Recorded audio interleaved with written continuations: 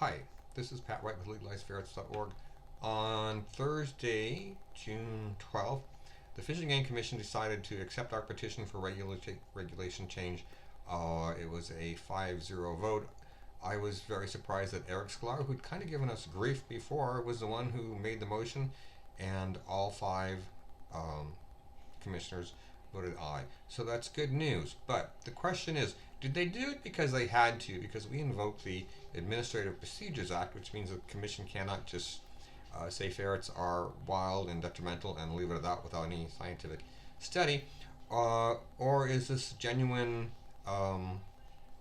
change of heart for them? So time will tell, but let me play the tape. Thank you. Our agenda, excuse me, is item 27. This is regulation change petitions for wildlife and inland fisheries. And I will turn it over to David for the call for public comment, and then to our staff lead, Ari. Thank you, President Zavaleta. Now's the time to raise your hand if you'd like to make a comment on item 27, regulation change petitions, wildlife and inland fisheries. Please raise your hand no later than 2:03. Again, using the raised hand function on the Zoom app, or using *9 if you're on the phone only.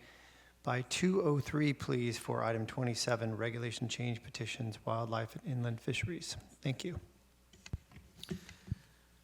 This is a standing item to consider petitions for regulation change submitted by the public. Up for consideration today is one petition, which is available in your meeting materials. It is it's given number 2025-3, and it is to remove ferrets from the restricted species list. The staff recommendation is to refer this petition to the department for review and recommendation. Okay, thanks, Ari. We are just going to have to wait until we know how many commenters there are. Right? How many do we have so far, Sherry? We have 4 so far. Okay. And looks like there can't be any in the room because the room's empty.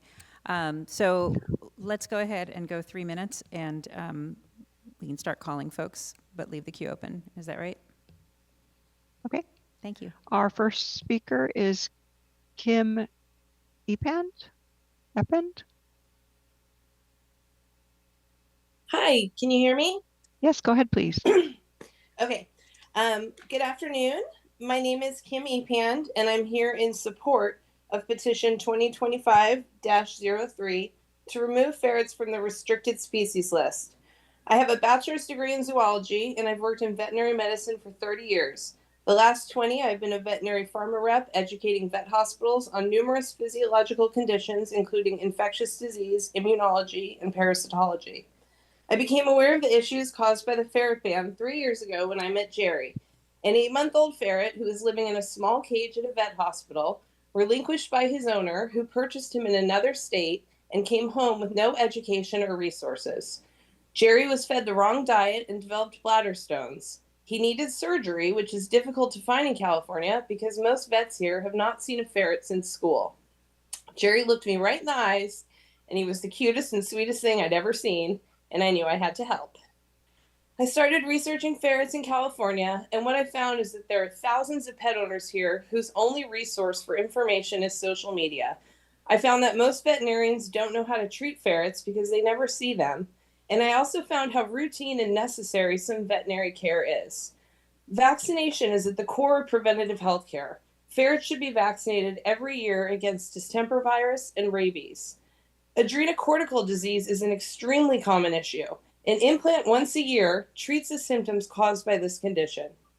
Insulinomas affect older ferrets, causing their blood sugar to drop, resulting in seizures and possibly death.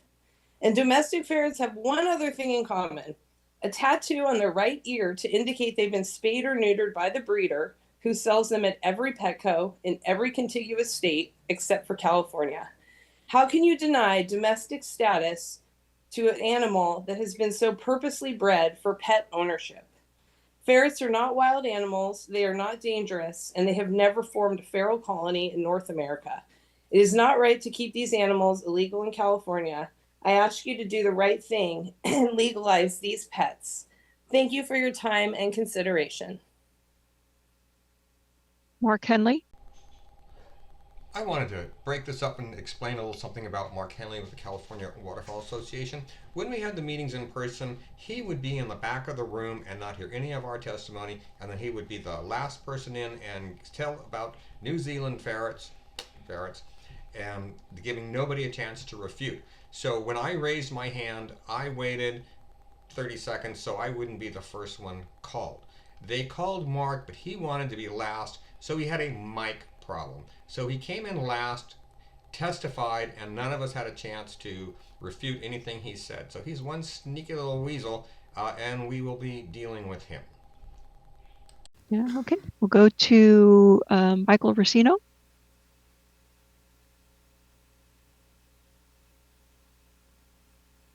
Subject, I'm waiting for the next subject, sorry. Okay. Pat 91. You need to unmute.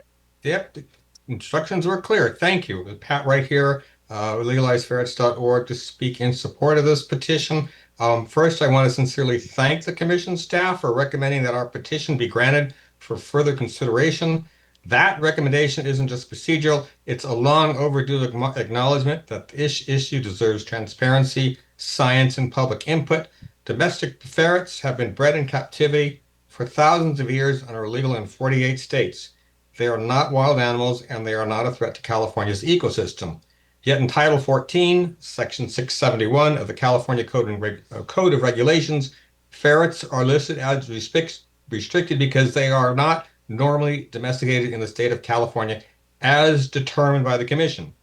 That clause matters because it implies that a formal determination was made. Yet we submitted a Public Records Request Act asking for documentation showing how and when the Commission made that determination. Scientific studies, meeting records, internal memos, anything. That request was filed more than 120 days ago. To date, no records have been produced. Not a single document, nothing showing how the determination came about. No hearings, no votes, no scientific evidence, just a classification that's been repeated for decades without foundation. Under the California Administrative Procedures Act, the state cannot regulate by assertion. There must be a factual basis. When none exists, the process and the regulation fails the public trust. So I respectfully request the Commission to follow the staff's recommendation and grant this petition further consideration. Let's give this issue the scrutiny it deserves. Let the science speak, let the public speak, and let's move towards a California that embraces both reason and fairness. Thank you very much. Mark Henley. Hi, can you all hear me? Yes, go ahead, please. Great. Hi, President Zavaleta, Commission members, Director Bonham, and staff. Mark Henley, California Waterfowl Association. As many of you know, we've long opposed the legalization of ferrets because they're frankly a serious predator of ground nesting birds like waterfowl and pheasants, as well as other wildlife like rabbits. The prime case of the destruction they can do is in New Zealand, where ferrets have established feral populations and caused significant harm to native birds there.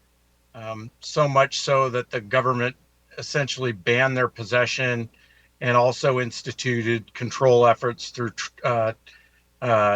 trapping and poisoning. Ferrets also carry tuberculosis. Our California duck nesting population, as you all know, is below its long-term average. And every bird hunter also knows that the pheasant population has declined significantly. We feel that introducing a highly aggressive non-native new predator would only hinder efforts to recover these bird populations, and we don't think it's worth the risk. I would also note that we already find feral populations of house cats in certain areas that prey heavily on songbirds and other native wildlife. So adding ferrets, to the list of legal animals would only make this problem a lot worse. So we strongly urge you to defeat the petition. Thank you. That concludes our public speakers on this item. Thanks everyone for that input. Commissioner Hostler-Carmison, did you want to make a comment? Your mic is on. That's okay. I'll make a motion. Please. Nobody else? I move that the commission adopts their staff recommendations to refer petition 2025-0-03 to the Department for review and recommendation. I'll second. So we have a motion from Commissioner Sklar, a second from Commissioner Hostler-Carmison. Sherry, can we do the roll call, please? Commissioner Sklar, Aye. Commissioner Hostler-Carmison, Aye. Commissioner Anderson, Aye. Vice President Murray, Aye. President Zavaleta. Aye. So the motion passes unanimously, and that takes us to item 28, non-regular. All right, so what comes next? I'm going to read this. I asked ChatGPT because I asked ChatGPT everything, and I'm feeling a little haggard today, and I want to get this video up. So ChatGPT says, now that the Commission has accepted our petition, it moves into the next phase, and that means it's heading over to the Department of Fish and Wildlife. This is important. CDFW has been the main obstacle for ferret legalization for decades. They'll likely be asked to review the petition, assess any risks, and make recommendations back to the Commission. We fully expect pushback from them, but this time they have to show their work. They can't just say ferrets are dangerous or wild without proof, and we're ready to respond with facts, expert opinions, and public support. So don't go quiet now. This is where it gets real. We are going to be looking for expert witnesses. We're going to try to build public support. We are in the best shape we've ever been. Morale is high. Donations are up. We are doing a great job, and thank you everybody so much who helped.